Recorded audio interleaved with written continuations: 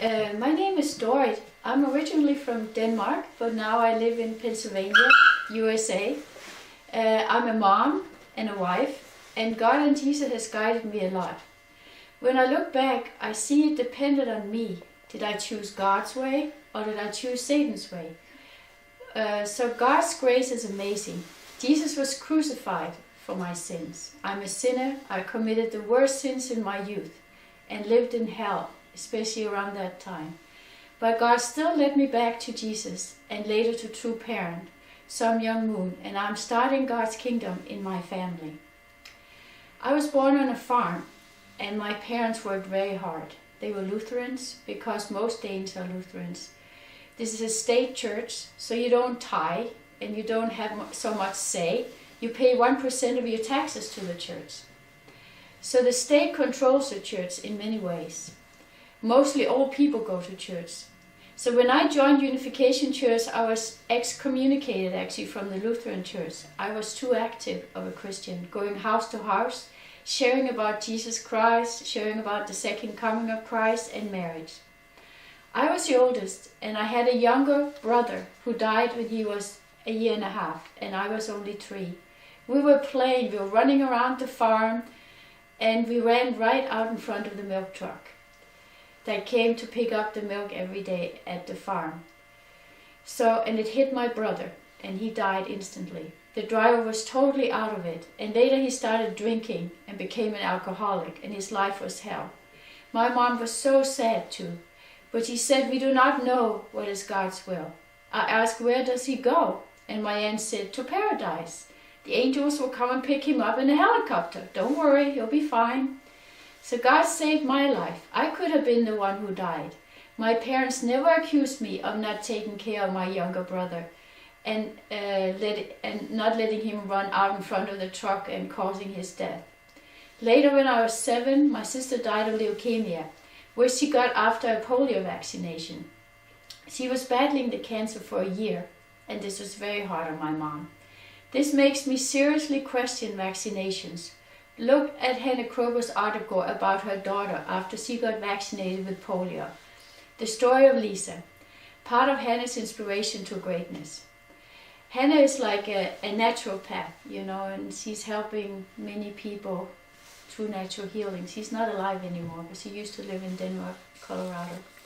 Lisa was the youngest of Hannah and Rudolph's children. She was a very bright little girl who loved school, hiking, and playing games. In her 9th year, the Salk polio vaccine came out, and all children were required to be vaccinated. She was eager not to miss school and gleefully went to the doctor with Hannah to get the shot. It took less than 72 hours before she started going into convulsions.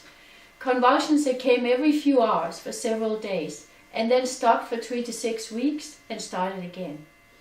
All types of medical tests were done and drugs were ingested, all without success. Soon Hannah and Rudolph has seen all likely professionals in Boulder and Denver and expanded their service worldwide. They tried alternative practitioners, ministers, medical experts, psychiatrists, chiropractors, all kinds of people they tried. They traveled to Europe, South America, Canada, Philippines, Mexico to find someone who could help. The diagnosis was of lymphoma, leukemia, and schizophrenia. But they were bandied about and quickly discarded. At one point when she was 15, she was on her deathbed and then came out of a coma talking about her near-death experience, where Jesus told her that she had to go back to earth to complete her mission. Poliovirus into the kidneys of rhesus monkeys. Once the kidneys were inflamed, the pus was extracted to become the basis for the vaccine. In the process of this extraction, many viruses that had never been in human beings before were extracted as well and never removed. Retroviruses as well as the simian 40 virus, a deadly virus that causes brain tumors, were identified many years after the polio vaccine had been injected into millions of people. Even today it remains in the vaccine supply. This really shook my parents. My mom cried, and my dad got mad at God for years. I had just learned about Jesus healing people in the Bible study at school, like in Matthew 9:23, when Jesus came into the ruler's house and saw the flute players and the noisy crowd wailing. He said to them, "Make room, for the girl is not dead, but sleeping." And they ridiculed him. But when the crowd was put outside, he went in and took her by the hand, and the girl arose. He brought her back to life. John 4:46. So Jesus came again to Cana of Galilee, where he had made the water wine. And there was a certain nobleman, whose son was sick at Capernaum. When he heard that Jesus had come out of Judea into Galilee, he went to him and implored him to come down and heal his son, for he was at the point of death. Then Jesus said to him, "Unless you people see signs and wonders, you will by no means believe."